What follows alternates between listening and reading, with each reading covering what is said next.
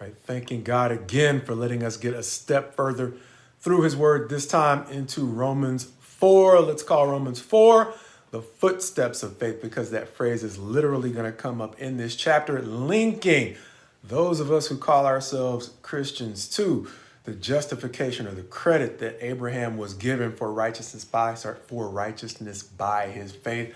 God willing, all that'll become clear as we move through this chapter that begins in the first 8 verses.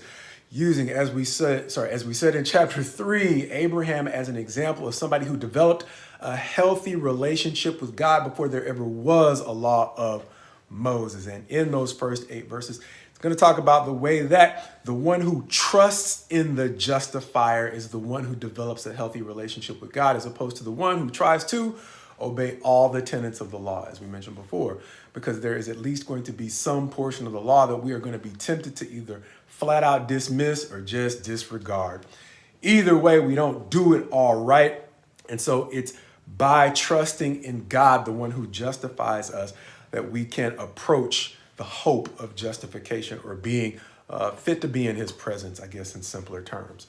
9 through 12, though, verses 9 through 12 are going to say one of the reasons why God has done this is to make sure that Abraham can be a fit forefather of both the circumcised and the uncircumcised, understanding that he is the direct biological forefather of the circumcised, the nation of Israel, who had circumcision as a part of their code or their covenant relationship with God. But because he was justified by his belief or his trust in a promise made by the justifier, that being God, it means that his relationship was established before the law. Therefore, he can be a fit forefather of both those who had the law of Moses later on down the line, and those who eventually would come to know God, as we are commonly called now as Gentiles, people who were not necessarily bound as Israel was into a covenant relationship by circumcision. Too many words that basically says he's a fit forefather of both the uncircumcised and the circumcised because they share in the footsteps of faith. So whether or not we're circumcised, the thing that we have in common, as we titled the chapter, is the fact that there are a certain set of deeds that we are embracing, that not only reflect the fact that we believe in God, but like we said, going back to chapter 1, that we have embraced the obedience of faith. This time the chapter says the footsteps of faith are evidence that we have embraced the full set of responsibilities of our new covenant relationship with God, that links us back to the way that Abraham established a healthy relationship with God before there was even an old covenant. And so verses 13 through 15 are going to say it is through the promise instead of the law that Abraham was justified. Likewise, in verses 16 through 25, it's going to say that it is once again through the grace that comes in patterning in his life after the things that God called him to do after he believed. And so once again, it's not mere belief. It's not mere trust. It's the fact that his trust led him to obey the things that God had called him to do. And even though he did not do that perfectly, as we'll see later on, he ordered his way rightly so that God could guide him into a level of a life or a set of habits that were more consistent with the perfection that God had called him to, even though he started out very imperfect. Either way, he was credited with righteousness before his behavior caught up, but his behavior eventually caught up.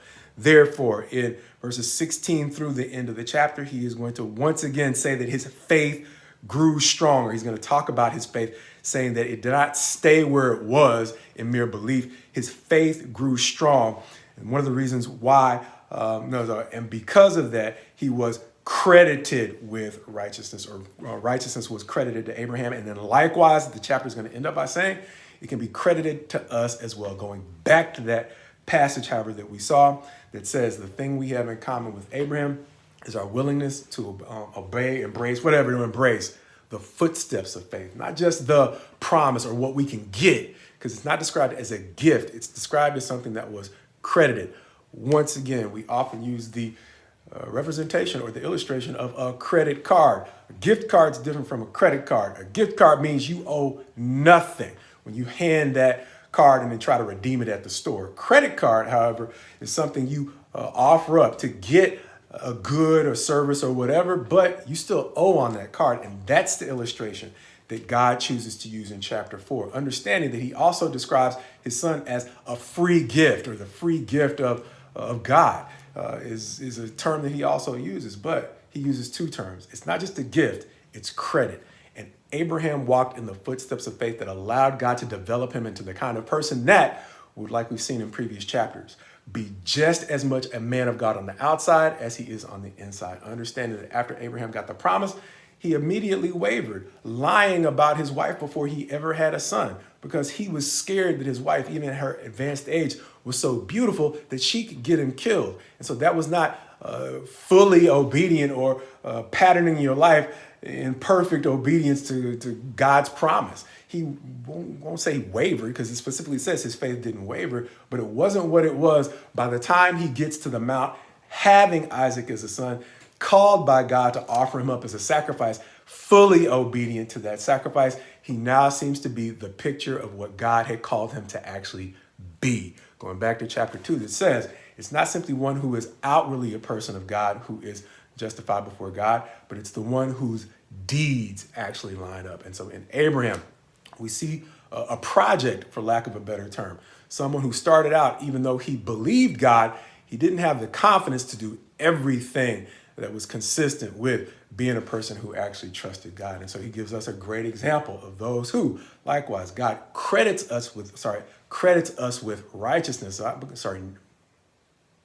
Credits us with righteousness, not because we start out perfect on the day we believe, but we are committed to walking in the footsteps of faith that allow him to perfect us in the way that he perfected Abraham. Something we'll see going forward in the next few chapters of Romans.